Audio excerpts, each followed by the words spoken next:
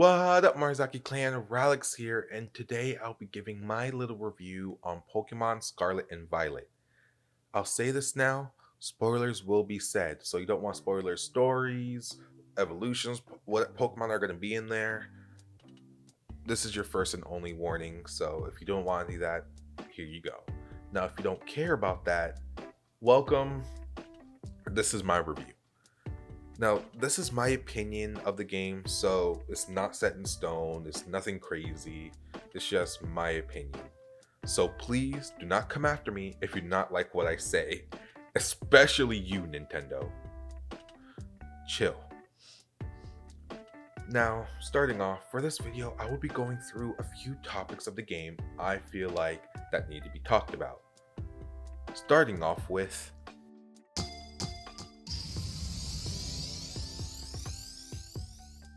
as you can see, we'll be talking about the stories. So unlike other Pokemon games, well besides from Arceus, you're kind of forced to do the gym battles, and then as you go along and do them, they kind of branch you off to do side stuff so you can complete the story. But with Pokemon Scarlet and Violet, you are given 3 branches of storylines you can do. The Victory Road Path, Path of Legends, and Starfall Street. Now, you can do any of these 3 in any order you want, and depending on how you do it, makes the game easier or harder. Now, we're not going to be talking about that, we're just going to be talking about the story of each path. Starting off with Starfall Street.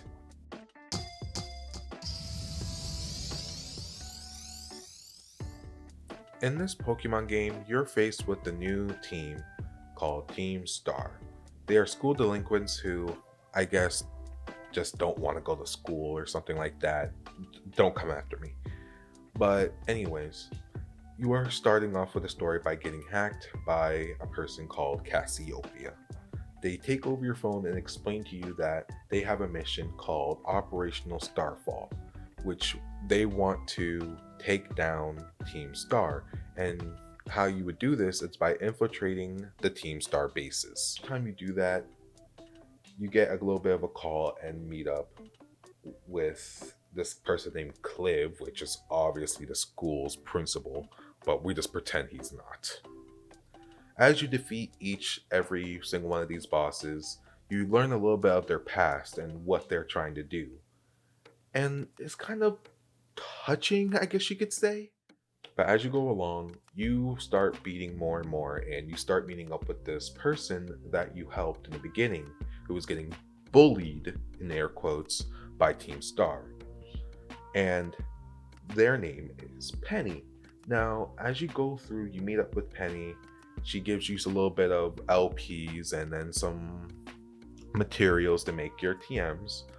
And then later you find out that she is actually Cassiopeia, the Team Star leader. Have to pretty much beat her in order to stop Team Star in total.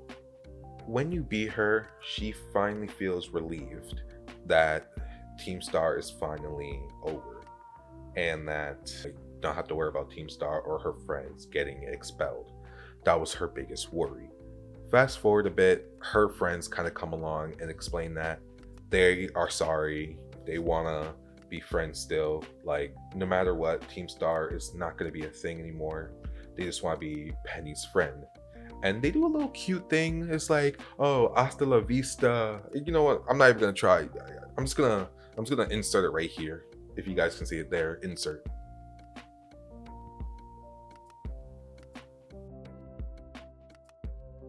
You see? That's a little adorable. Anyways, as you do that, she does get in trouble because she did hack the Elite Four, Victory Road, LP points, and whatever. But that's the end of her story. You becomes friends with her, and she kind of gets a little bit in trouble, but nothing to really worry about. And her story is honestly kind of touching. She just cared about her friends and the grunts not getting expelled, and it was okay. It was okay. I liked it. Penny, she could be a better character, I guess, but they wanted her to be a shy little hacker leader type girl. and it's okay. It's all right. It was actually a pretty fun story to even go through because going through each team star base and kind of learning what their little bit of their backstory. Oh, sorry, a little bit of their backstory, and they were pretty hard. I am gonna lie, I definitely got whooped, especially at the fighting type one. And yeah, that's is the operational team Starfall, the one of three storylines. Next, I will be talking about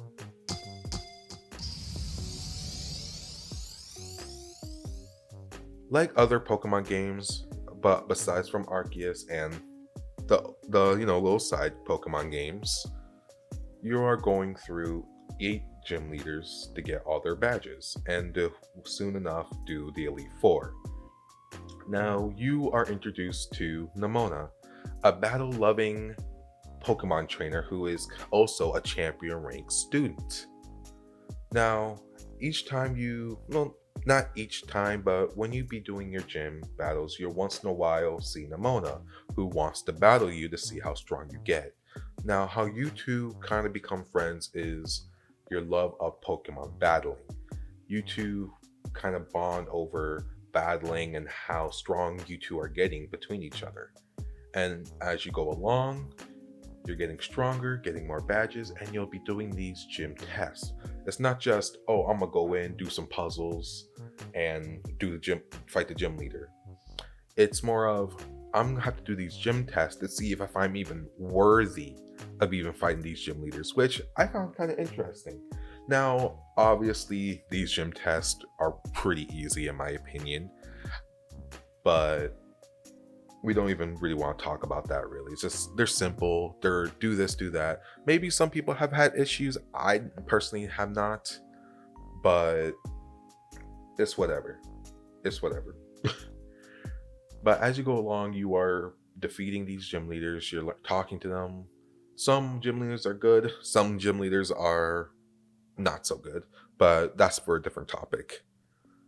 But as you go along, you finally reach the Elite Four. Now, I found it interesting that when you reach the Elite Four, you actually have to do an interview. And depending on what you say, you could fail the interview and not do the Elite Four, or you could pass the interview. Which, when I was going through it, that was actually pretty hard because my memory is kind of bad. So I was trying to remember, like, oh, who's this gym leader again? Oh, wait, what city were they in again? And that was the struggle for me. But as soon as you go through those, you fight the Elite Four. Now, the Elite Four was pretty interesting. They all had their own different personality, and of course, their typings were actually kind of interesting in my opinion too. Because I don't think we had. I don't know. If I remember, I'll edit what their typings were. I'll put it like right on the side of me right here what their typings were, and I'll confirm if we had any of these typings as the Elite Fours. But to me, they were pretty interesting. I had no memory of us having those guys. And they're like, man, you're actually pretty strong. We have not had to, let someone get this far before. So to them, they're just like, wow, they're basically just saying you're strong and not many people have gotten past us. Meaning a lot of Pokemon trainers are not that great in the Paldea region? Paldea? I think it's Paldea. I don't know. Anyways, afterwards you fight the Elite Four champion, I guess. Yeah, I guess, yeah, the Elite Four champion. And honestly, if you do not know what you're walking into, he can be pretty difficult. Or I can't remember. We'll figure that out. As story goes, the Victory Road path is not like heavy story based, unfortunately. But that's fine. It's mainly, I guess it's mainly like you're bonding with Nemona, your rival. And at the end, you do a big giant Pokemon battle. And in front of like everyone in the main town that you go to. And that was a pretty cool cutscene. And I do apologize, I forgot about the cutscene for Starfall Street. That cutscene was also pretty nice as well. But anyways, the cutscene was pretty nice. You beat her and she kind of returns her Pokemon, and you thought she was gonna cry or get angry or something, but she was actually excited that she got beat. And yeah, she is kind of like that. Oh, I love battling, kind of that little base Goku-esque person. But honestly, like in Pokemon, some people do bond over battling. And I did like how they kind of put that aspect in the game. But enough with that topic. We're going to be talking about the last storyline out of the three. And that would be, lastly, we'll be talking about the Path of Legends, initiated by Arvin. He speaks to us about these ancient, what's the word? Herbs that should strengthen a Pokemon's power. They're called Herba Mystica, and they are very rare herbs found only in the Paldea region. Now, when we first go through the storyline with him, we just assume he just want really tasty sandwiches, which honestly, that was pretty dumb to think of that, right? As we go through, I think the second one or third one, we finally learn the real reason why he is going through this, and that is his Pokemon. Now, I do not remember what that Pokemon's name is, so this is the picture of it and the name. That's it. Probably didn't like it. That's why I don't remember it. But anyways, we learned that his Pokemon is sick, beat up, or something like that, like injured or something beyond where potions, even the Pokemon Center can even do. And so he's been trying to use these herbs to strengthen his Pokemon's energy to make him be able to go 100% again.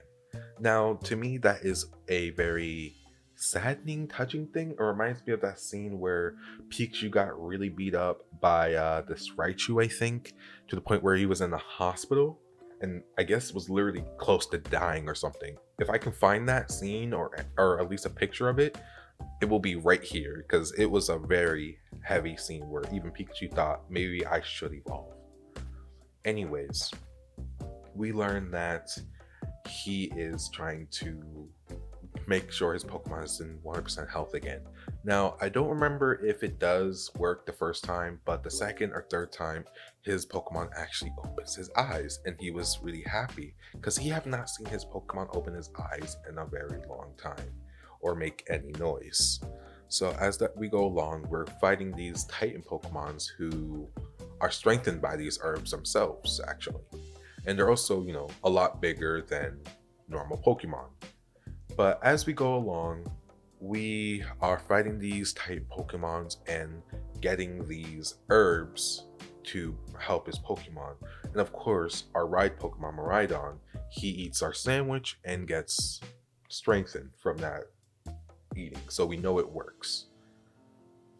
Or Koraidon, I'm sorry, Koraidon or Miraidon.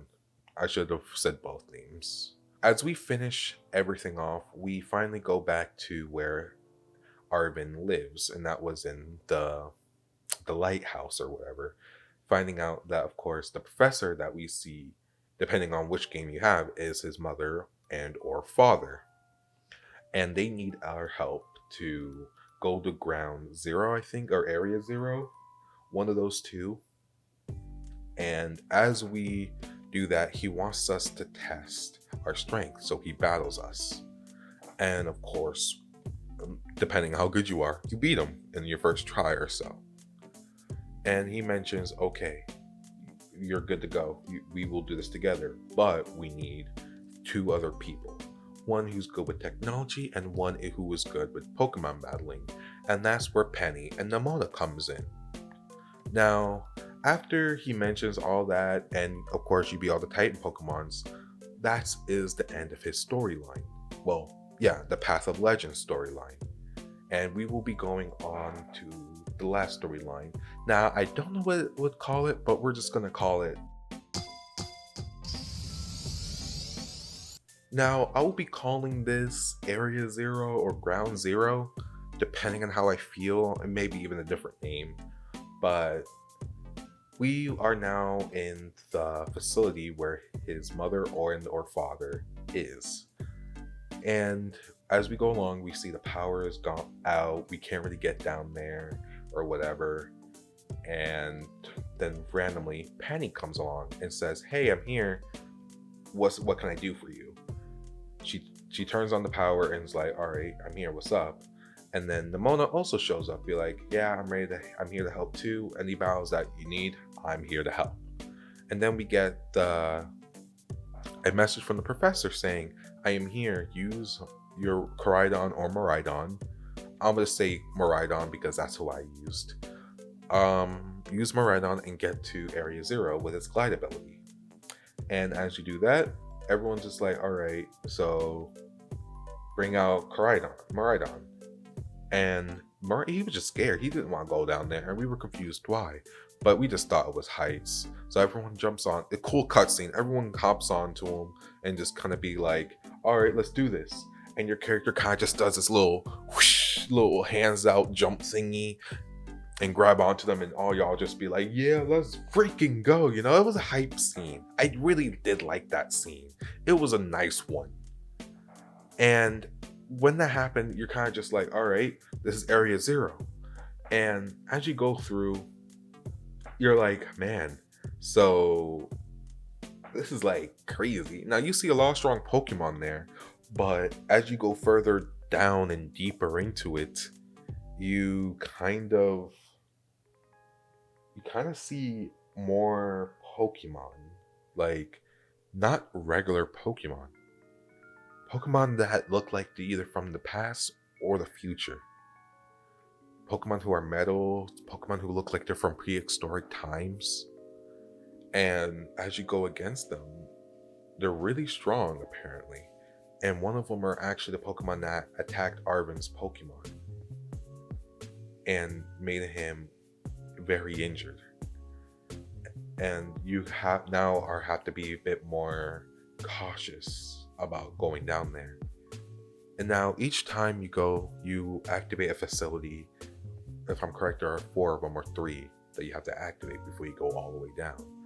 But the more you go further down into Area Zero, the more these metallic or prehistoric Pokemon you see. And you guys never saw them before, and you're confused. So you finally make it all the way down to the crystallization area, and you're attacked by all these prehistoric or futuristic Pokemon, and you're battling your heart out. And everyone is trying their best to defend. Now, at the end, everyone kind of is fighting back while they tell you to go ahead and help the professor.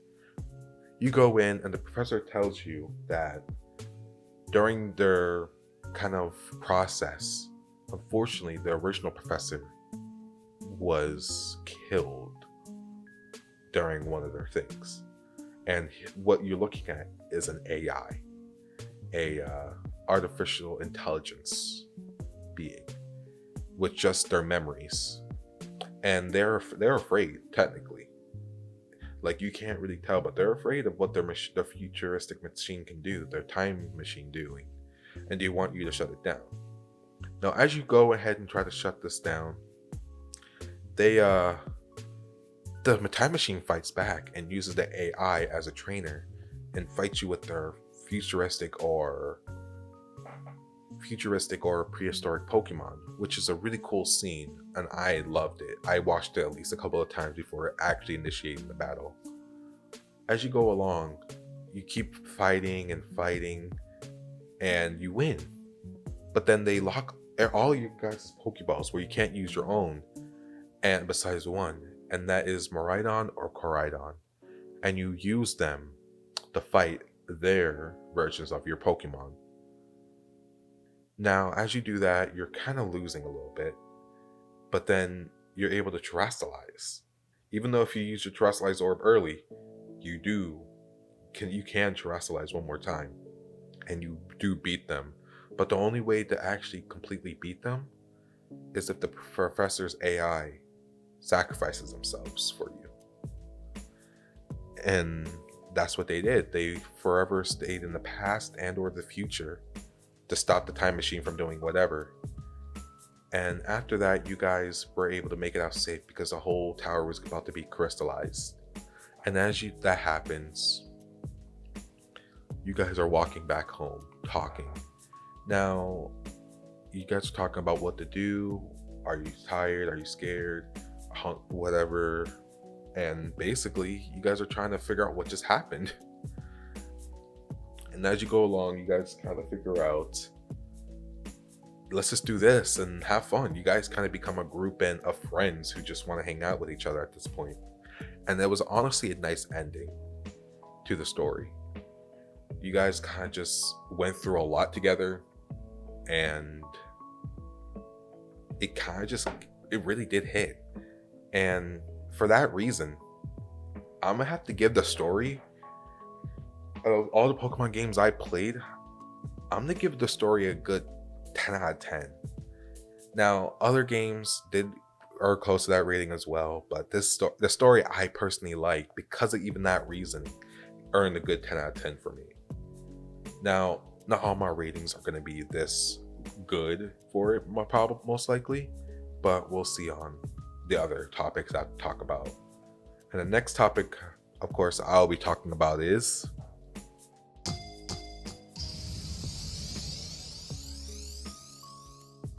now, the rest of the topics we are going to be talking about may not go into depth or as detailed as story did, but that's besides the point.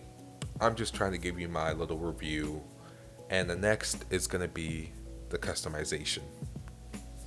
Now, starting off when you first pick your character, they give us the basic, like, Sword and Shield or basically the newest Pokemon type of thing, where you can pick your gender and your skin color and whatever.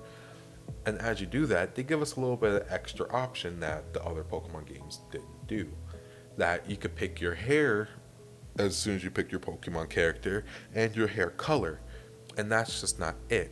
You can also go with your eye shape, mouth shape, nose shape, little details that you want to give, mascara, pretty much, they give you pretty much really detailed customization for your character, facial features at least, like in games like Skyrim or so, but not like where, they give you a little bar thing. But that customization was really good. I did appreciate them letting us be able to go in that deep to making our character. The problem where I had later on was I was forever stuck wearing the school uniform.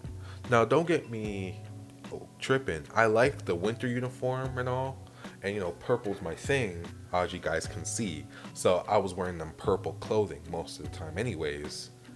But I wanted that option to be able to change my outfit, because we were never always in school. We weren't always on the campus.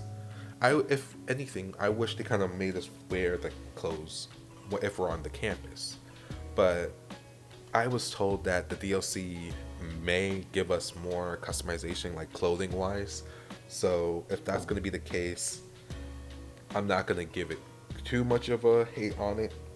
But so far, I just did not like how we were kind of stuck wearing the same shirt, pants, and stuff. We can change our shoes and the hat and bag, but that's nothing like Sword and Shield, where you can change your outfit completely. Like, I wish they kind of gave us that Sword and Shield customization with clothing, but as I said, I was told that we may be getting the DLC where we can actually change more of our clothing, and if that's the case, I'll be satisfied. But until then, I might have to give the customization a 7 or 8 out of 10.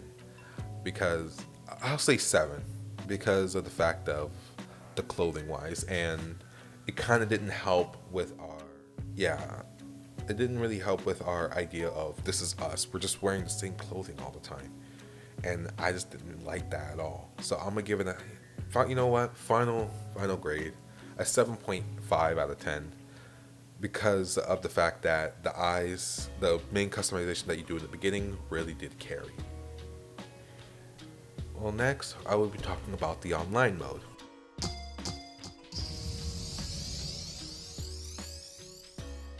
Now, there are several different types of things we can do. Your Union Circle, Terror Raids, Trading, Surprise Trading, which is Wonder Trading, and I think that's it. Union Circle, yeah, that's and battles, of course. Sorry. Now, me and my friend Sai, subscribe to him. Me and him are actually, we played the game together. Me and him played the game online together pretty much the entire time, and we honestly enjoyed it. Now, people had their complaints where we can't just do battles instantly. Oh, we maybe can't we can fight the same person at the same time, but not in the double battle version. And honestly, to me inside, we did not care about that. We actually had fun trying to riding our Pokemon together, running around, doing the same gyms, seeing each other at least seeing each other while we're doing the game. And to us, that was really fun about the game. And because of that reason, it's like we felt more free with the game. If you guys ever played the Pokemon mod for Minecraft, we felt like it was just like that, where we can actually see each other, catch Pokemon that we see. We can do gym battles. Like, yeah, Pokemon mod was great and all, where we could do gym battles, but we actually had a story to kind of base off of, which we liked a lot. And that really what carried it for us. The gym, the battles, the trading, those are the same. The Terra Raid battles, we did a couple, and they're pretty easy, but it's also kind of fun, low key. Which is basically just like the Dynamax raid battles from Sword and Shield. But what carried it for us was the online mode, where we can just run around and have fun with each other. Pause. Pause. Big pause. Oh god. But that's what carried it for us, and that's why I would give it a 9 out of 10 because of that reason. There are little small things they could bring up and to make it feel better. Like, I heard that we can't see each other in World Zero area, which is saddening, low key. But other than that, I have no big complaints about that mode. The online mode was actually pretty dang good, and I have no complaints about it whatsoever. Next, we will talk about the world building.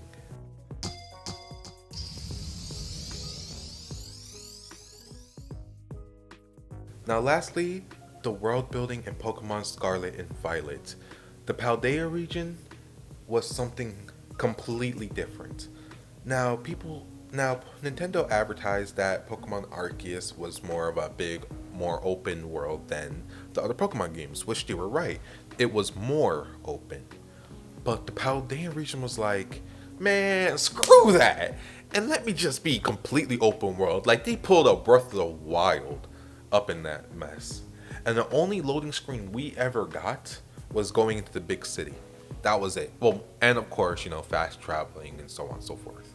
But other than that, when you were able to just roam free and just kind of go wherever you kind of want, and maybe you'll, with your level 5 Starly, kind of just wandering into a level 50 and then get chased by a freaking Tauros. Let me tell you, that happened to me so many times, and I was scared for my life. But we don't talk about that. It's scary, but we don't talk about it anymore. But you could just feel like the world was coming to life. Seeing the Pokemon wandering, seeing small little Shroomish or whatever they're called, and seeing those little Voltorbs roll around, and a little bit later, you walk up to them, bam, explode in your face. Like, it was really just something different, and I really did like it. Being able to use your ride Pokemon to glide across the world, climbing onto the mountains, trying to remember where each Pokemon spawned, because each one spawns into different places, some more at night, and trying to find these rare Pokemons like an Eevee. But then one day you found like, oh shoot, it's an Eevee or a Sylveon, and then when you went to go get it, you find out it's a Ditto or a Zoroark, and you get so mad that you kill it, but then you remember that you forget that you didn't have one. And a lot of tension in that area, a lot. But it was just something completely different. I really love. Like, I'm a big Zelda fan. I don't. As you guys can see on my channel, I was doing Zelda Let's Plays we don't talk about those right now. But I'm a big Zelda fan, and knowing that it was going to be open world, it was great.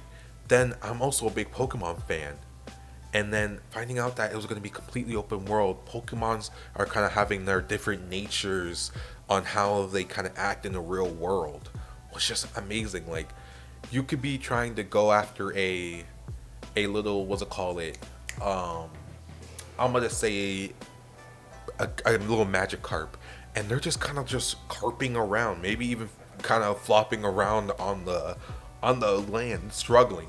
Like, you see them flop around in the anime all the time, and they kind of match that description.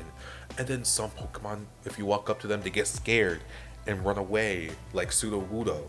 Or some Pokemon are aggressive, like a Barracuda, or like I said, a Tauros, which, like I said, it's terrifying when you're just kind of chilling, and then you see something just zoom at you, and you're just with your level 5 Starly, and that's what I like. Like, in Sword and Shield, when they brought that into the DLCs, those were fun. Just seeing a little Sharkpedo chasing after you, and you're scared. It's the same thing with Pokemon Scarlet and Violet. Now, of course, Arceus had that, and that was fun too. But Scarlet and Violet kind of expanded on that. Slight Pokemon sizes, where a Jigglypuff could be slightly bigger than the other. Like, that's pretty cool to me. And the open world is really fun. And then, not even getting me started with the little ruins you find, more Pokemon spawn there, or little towers where you can find Grimghouls and stuff. And then it's just finding trainers kind of just scattered around, finding them, and getting those consensual duels. Not unconsensual, but consensual duels. To me, the world building was amazing, and like, I couldn't help but say, like, I just can't help but say, like, it was just, what's the word? I can't even think of the word. It was just really great. Now, we had our glitches. We did have glitches where I'll have like some visual glitches, or I'll be trying to travel, but I see little kid walking slow motion from our distance. Unfortunately, those do knock you out of the immersion of the world, and that's very unfortunate to me, because everything else was great. Like, even when you look at the Pokemon just wandering around, if you look closely enough, you see the details that they put into the Pokemon. Like, Magnemite is very shiny. Crudilage is like very wood, metallic like, I guess you could say. Like, looking at certain Pokemon's furs and features, those bring you into their immersion. But unfortunately, seeing the people in the Pokemon world kind of glitchy or having those visual glitches, which obviously they can fix with little updates, but they do knock out the immersion, unfortunately. Which, this is why I will give it an 8 out of 10 out of world building. But that's the only problem. As soon as they fix those little small glitches, which they might have, I haven't really tried to look again.